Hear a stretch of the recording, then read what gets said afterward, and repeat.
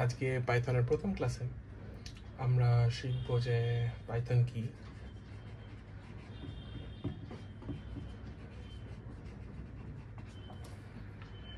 আর আমরা শিখব যে পাইথনের হিস্ট্রি কিছুটা, আর আমরা দেখব যে পাইথন কেন আমরা প্রেফার করব অন্যান্য ল্যাঙ্গুয়েজের ওপরে, আর আমরা কি করতে পারি পাইথনের সাথে। আচ্ছা, তো যখন আমরা প্রথম প্রোগ্রামিং ল্যাঙ্গুয়েজ শিখি তখন আমরা ঠিক বুঝতে পারি না যে আমরা পাইথন দিয়ে করবোটা কি। আর পাইথনের সঙ্গে অন্যান্য ল্যাঙ্গুয়েজ যেরকম সি আছে, সাপোজ C++ আছে, জাভা আছে, ঠিক আছে, এদের সঙ্গে পাইথনের ডিফারেন্সটা কি। পাইথন 1990 সালে ক্রিয়েট হয়েছিল। 1990 সালে পাইথন এসেছিল। কে ক্রিয়েট করে? তার নাম হচ্ছে গাইডো ভ্যান রসম। ঠিক আছে, ইনি পাইথন ক্রিয়েট করেন। এরমভাবে তারপরে ইভলভ হতে হতে হতে হতে হতে হতে আমরা পাইথন 3 পাই। পাইথন 3 সেটা রিলিজ হয় 2008 সালে। আচ্ছা, তারপরে 3.1 আসে, 3.2 আসে। তো এরমভাবে আস্তে আস্তে কারেন্টলি আজকে হচ্ছে 20/7/2025। আজকে হচ্ছে 20th জুলাই। তো এই ডেট অনুযায়ী আমাদের মোস্ট কারেন্ট পাইথন ভার্সন হচ্ছে পাইথন 3.13.5। এটা কবে রিলিজ হয়? এটা রিলিজ হয় জুন 11, 2025। তো যখন পাইথনটা ডেভেলপ করলো গাইডো ভ্যান রসম, GVR লিখছি, ওর দুটো ব্যাপার ছিল, ডিজাইন করা হয়েছিল। যা গাইডো ভ্যান রসম খুব একটা ইজি একটা ল্যাঙ্গুয়েজ ডিজাইন করতে চেয়েছিল। আর সেই ল্যাঙ্গুয়েজটা মেন ফোকাস হবে রিডেবিলিটি।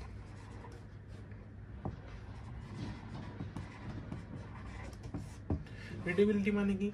রিডেবিলিটি মানে আমরা কোডটা পড়ে যেতে, মোটামুটি ইংলিশের মতো পড়ে যেতে বুঝে যেতে পারি যে কোডটা কি করতে চাইছে।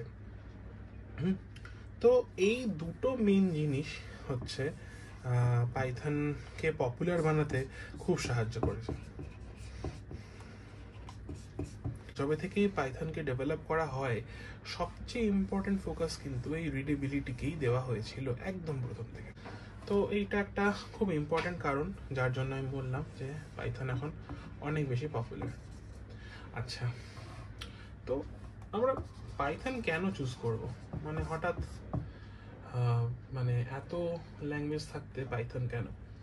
তো যেরকম প্রথম দিকে বলা হলো যে অনেকগুলো কারণ আছে। অনেক ক্লিয়ার পাইথন কোড দেখবে, অনেক লজিক্যাল, সব কোডই হয়। আর মোস্ট ইম্পর্টেন্ট পার্ট হচ্ছে ইজি।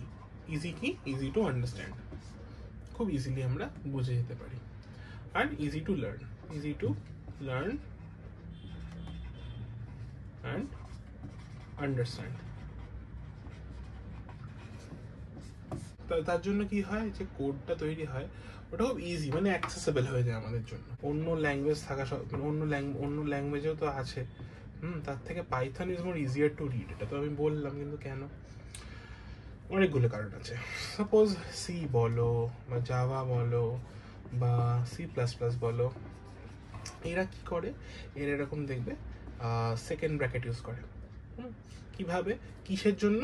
কোড ব্লকগুলোকে আলাদা করার জন্য বা ডিফাইন করার জন্য যে এটা একটা কোড ব্লক। এই দুটো ব্র্যাকেটের আন্ডারে যা যা কোড থাকবে সেটা একটা ব্লকের মধ্যে পড়বে। এইটা এইভাবে সি বা C++ ডিফাইন করে। বা আমরা সি বা C++ আমরা সেমিকোলন ইউজ করি কিসের জন্য? অবভিয়াসলি একটা নতুন একটা লাইন শেষ হলে আমরা সেমিকোলন ইউজ করে দিই।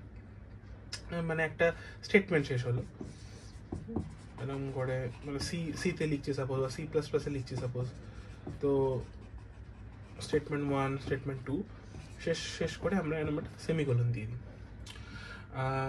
তো এইটা মানে অনেক সময় কি হয় যে এইসব ব্র্যাকেট বলো বা সেমিকোলন বলো, এটার জন্য কি হয় অনেক সময় মানে অনেকটা মানে ঘিঞ্জি লাগে, মানে ক্রাউডেড লাগে, আর কি হয় ফলো করতে অসুবিধা হয়। তাহলে কি লিখবো, হার্ডার টু ফলো।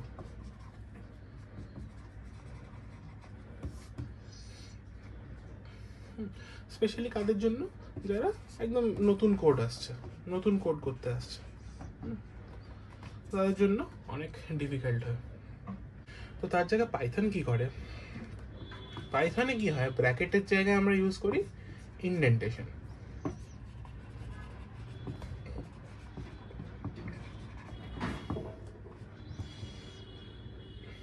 আর এখানে কোনো সেমিকোলন নেই।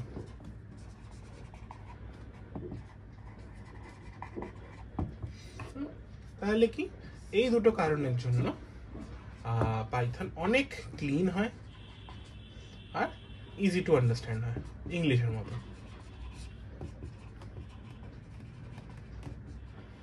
আন্ডারস্ট্যান্ড অনেকটা ইংলিশের মতো। সাপোজ আমরা পরে আমরা আসবো যে ইফ এলস কি হয়, কিভাবে আমরা লিখি না লিখি, এগুলোতে আমরা পরে আসবো। তো সাপোজ আমরা ইফ এলস লিখছি, যদি আমরা সাপোজ ইয়েতে লিখি, সিতে লিখি,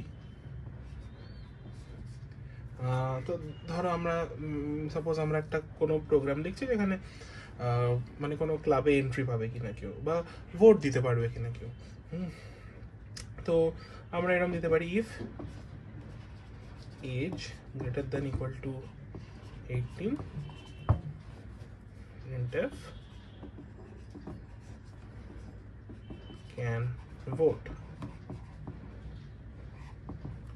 আর আমরা দেব হচ্ছে else printf cannot vote।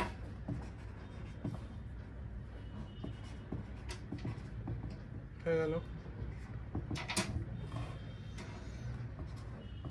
এই হয়ে গেল যদি আমরা সি দিয়ে লিখি। এই সেম প্রোগ্রাম আমরা পাইথন দিয়ে লিখছি, কিরকম ভাবে লিখবো, এটা হয়ে যাবে Python if age greater than equal to 18 print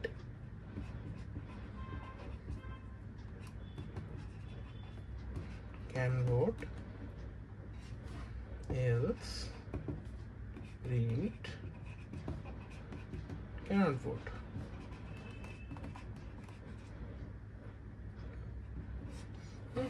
তো এবার দেখো দুটো যে ল্যাঙ্গুয়েজ আমরা লিখলাম, একটা সিতে লিখলাম একটা পাইথনে লিখলাম, তো দুটোর মধ্যে কোনটা বেশি ক্লিন লাগছে আর কোনটা বেশি রিডেবল লাগছে? অবভিয়াসলি এইটা। পাইথন শেখানো খুব ইজি, কারণ প্রথম কথা হচ্ছে সিনট্যাক্স খুব সিম্পল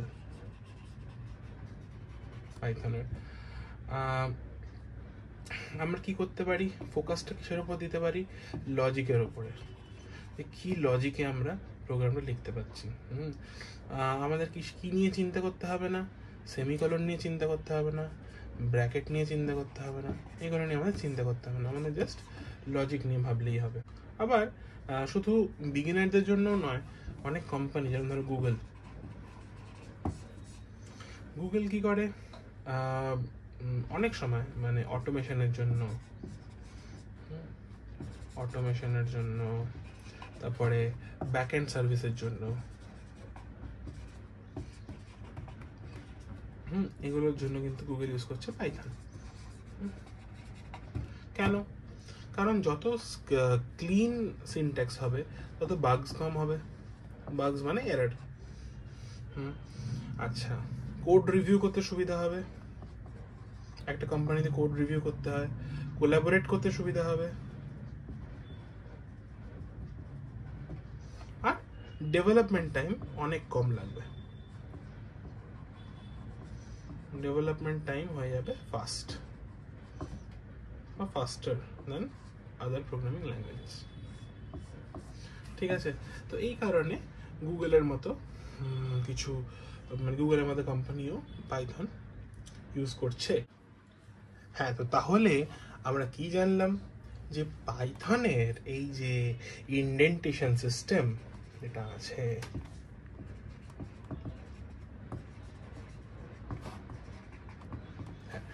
সেটা তাহলে কি করে, সেটা ক্লিন কোড লিখতে বাধ্য করে, ফোর্স করে, যাতে আমরা ক্লিন কোড লিখতে পারি, ক্লিন কোডই লিখি। আর 2 নম্বর কি, 2 নম্বর হচ্ছে যারা বিগিনার হয় আর বা যারা প্রফেশনাল হয়, হ্যাঁ, তাদের কি হয়, তাদের কোড লিখতে আর কোড বুঝতে অনেক সুবিধা হয় যখন তারা পাইথনের কোড দেখে। আর একটা এমনি সেটা হচ্ছে কি, কোডটা অনেকটা ইংলিশের মতো দেখতে লাগে, তো তার জন্য পাইথন অনেক ইজিলি আমরা বুঝতে পারি। এই 3টে কারণের জন্য পাইথন অনেক বেশি প্রেফার করা হয়। এই 3টে হচ্ছে পাইথনের অ্যাডভান্টেজেস, তাই পাইথনকে অনেক বেশি প্রেফার করা হয়। তো আজকের মতো এই ভিডিওটা আজকেই শেষ। তো নেক্সট ক্লাসে আমরা দেখব যে কিভাবে মানে পাইথন আমরা সিনট্যাক্স না জেনেও কিভাবে আমরা পাইথন পড়তে পারবো, পাইথন কোডটা দেখে বুঝতে পারবো। ঠিক আছে, তো নেক্সট ভিডিওতে অনেক ধন্যবাদ পুরো ভিডিওটা শেষ পর্যন্ত দেখার জন্য। তোমাদের কারোর যদি গাইডেন্সের দরকার হয়, তোমাদের যদি অনলাইন কোচিং দরকার হয় পাইথনে, তাহলে এই নাম্বারে তোমরা কন্ট্যাক্ট করতে পারো।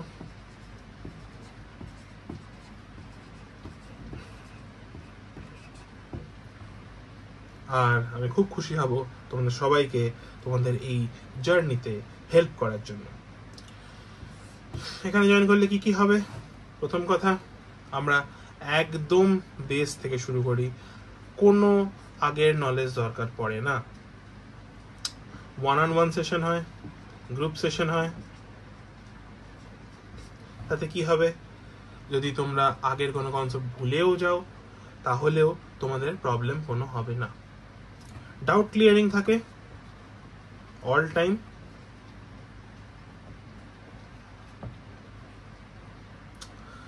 যদি ক্লাসের পরেও যদি কখনো মনে হয় যে কোনো কনসেপ্ট বুঝতে অসুবিধা হচ্ছে, তোমরা হোয়াটসঅ্যাপে আমাকে কন্ট্যাক্ট করতে পারবে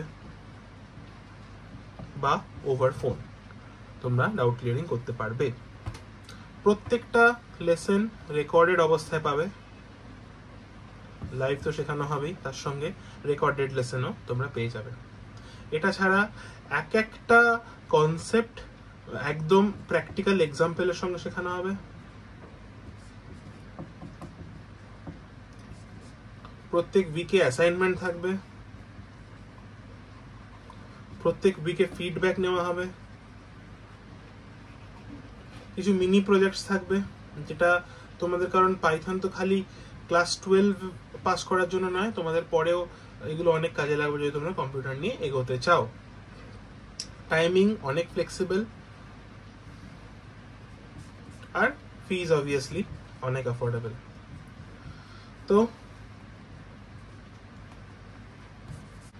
যদি তোমরা কোনো গাইডেন্স চাও বা তোমরা অনলাইন কোচিং নিতে চাও, তাহলে এই নাম্বারে কন্ট্যাক্ট করতে পারো। অনেক অনেক ধন্যবাদ।